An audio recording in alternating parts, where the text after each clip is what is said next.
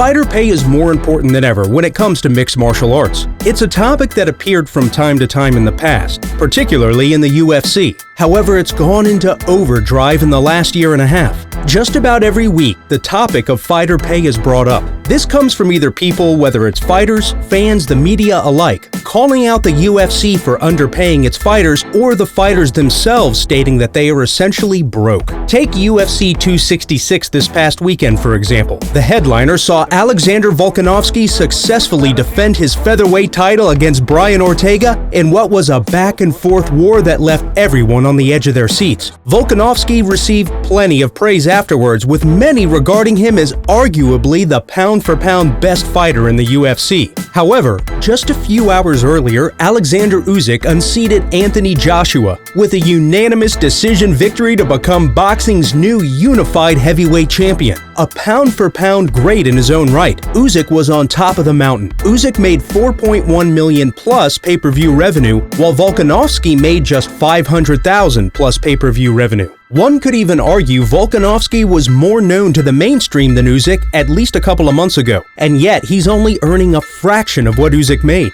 Former boxing champion and rival of UFC president Dana White, Oscar De La Hoya, also proceeded to take a shot at the Las Vegas-based promotion while congratulating Volkanovski. Hey, at Alex Volkanovski, you just won a brutal battle for at UFC and made 1/20th of what you're worth. At Dana White, have some respect for yourself and these fighters and pay these warriors what they deserve. White, however, dodged De La Hoya's point and proceeded to call him a crackhead, among other things. But it's not the first time White has been broached about the topic of underpaying his fighters. Most of the time he gets hostile. He recently called media members scumbags for putting the idea into fighters that they're underpaid. What happens is when you build something great, and I say this all the time, whenever you build something great, it's always surrounded by negativity. When you're in a business like us, the level of scumbags that are in the media, it's unexplainable. I mean, it's going on right now. You have these scumbags out there that know nothing about the business telling all the fighters, oh, you're all being underpaid. You're not being paid enough money. Every media member that talks about fighter pay is a scumbag. Sometimes he would state the UFC reinvents the sport, which in turn helps the fighters. We have infrastructure. We have 450 employees that we hire. A couple of years ago, it was 350. We're at 450 now. UFC headquarters, Performance Institute, I found a space in Mexico City. Now we have a space that we are looking at and doing a deal for.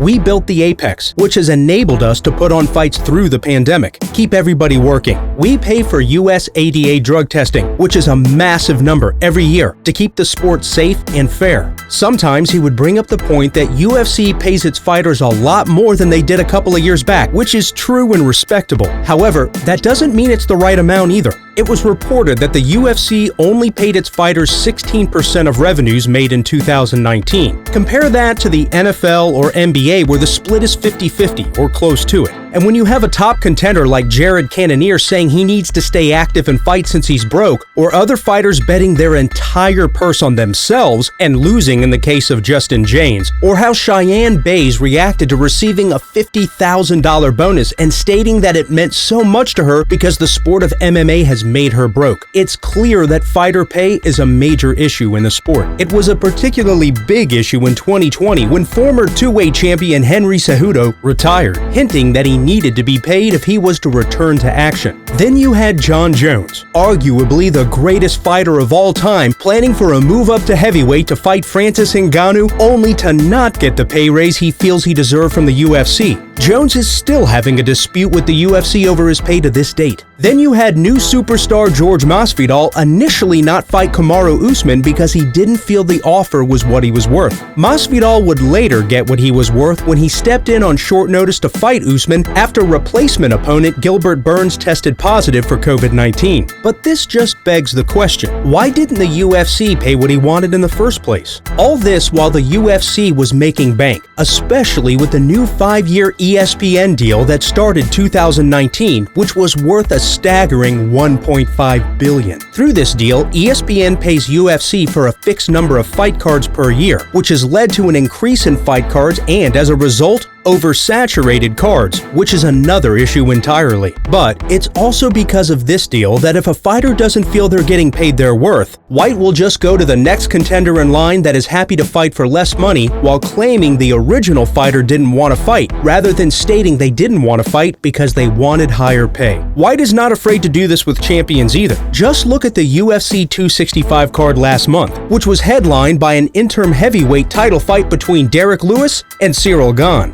It was all because Ngannou couldn't fight in August, but rather September. However, Ngannou also brought up fighter pay, which may have played a role, especially as he was wondering how the Paul brothers were making more than a lot of fighters. How did White respond? And you know, what am I doing wrong? Well, you should have started a YouTube channel when you were 12 years old. Then you'd be YouTube famous right now, and you could be boxing Floyd Mayweather, I guess. I guess that's the answer. Why is the UFC able to get away with this? For one, it's a monopsony, which according to the US legal system is where a monopoly, also called monopoly power, is a control or advantage obtained by one entity over the commercial market in a specific area. As Bloody Elbow points out, as can be seen, it's not necessary for a company to be the only provider or seller in order to be labeled a monopoly. The definition of monopsony under the legal system is similarly less strict, where instead of being the buyer, it is a situation where one buyer controls the market. This lack of awareness of the alternative definition of monopolies and monopsonies leads many fans to passionately deny the UFC is one. For how could they be a monopoly or a monopsony when other promotions are in existence? But it's not the presence of more than one promotion that determines if a company has monopoly power, but instead whether they have the ability to control prices because of their scale and/or control of the market. While some fighters have defected to Bellator to make more money with sponsors among other things, the UFC still pays more than other promotions as a whole, and it's because of this that they can choose how much they are paying. In this case, 16% of revenues if we go by 2019. Another reason the UFC can get away with this is the lack of unions in MMA. In other sports, there are unions and collective bargaining agreements. In MMA, the fighters have to take what is offered with no say on much. Add in the fact that this is a competitive and personal sport with many fighters not seeing eye to eye. It's hard to make a union in the first place. There's also no Ali Act, like in boxing, which prevents fighters from being exploited. So what can be done that the average UFC fighter makes enough money that is worth going through the rigorous training camps and risking many life-changing injuries? There needs to be serious change for one. As former middleweight champion Luke Rockhold pointed out, this was something Israel Adesanya and Kamaru Usman could have helped with while Ngannou was having a dispute with the promotion.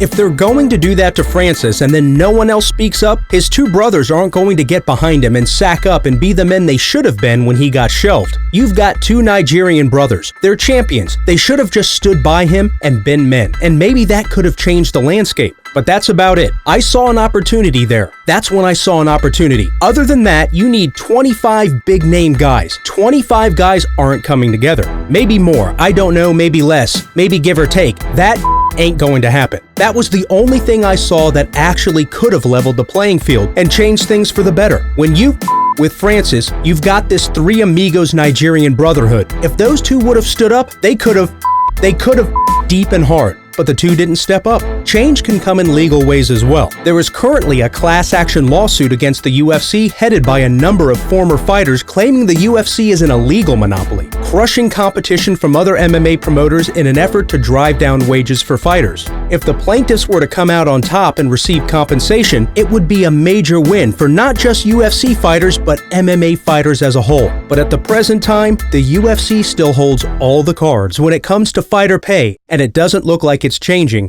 anytime soon. Thanks all for checking out the Combat Crack Daily Updates on Combat Sports.